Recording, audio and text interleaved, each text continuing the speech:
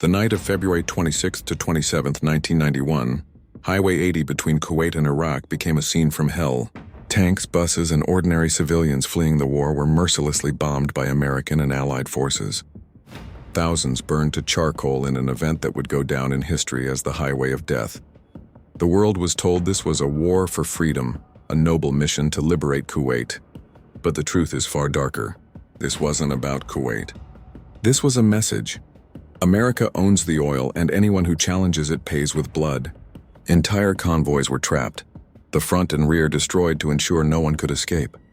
By dawn, miles of highway were a graveyard, a horrifying testament to the true nature of modern warfare and global power. The roots of this war stretch back over a century. In 1908, a British businessman, William Knox D'Arcy, struck oil in Persia, giving birth to the Anglo-Persian Oil Company, now known as BP. Iran, the land of discovery, received only a fraction of the wealth, 16% of the profits, while foreign powers looted the rest. After World War I, Britain and France carved up the Middle East with the Sykes-Picot Agreement, drawing artificial borders over lands with oil and locking warring ethnicities together to ensure chaos. These borders were never about history, culture, or identity. They were about pipelines, resources, and control. This strategy created a century of conflict and paved the way for modern highways of death, where human life is expendable in the pursuit of power. After World War II, the map of the Middle East changed again.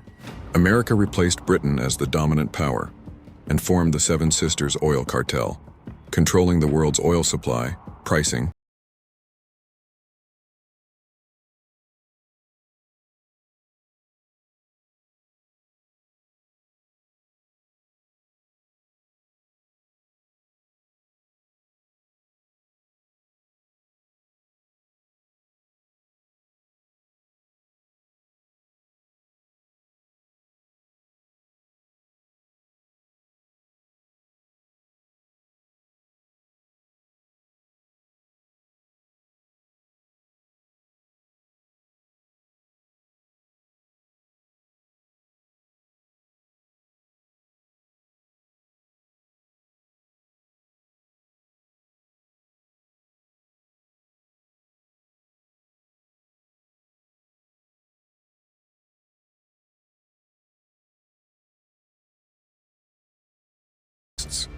Open wars are expensive, so the modern strategy shifted to proxy conflicts, chaos orchestrated from afar, allowing foreign powers to control resources, governments, and economies without direct engagement.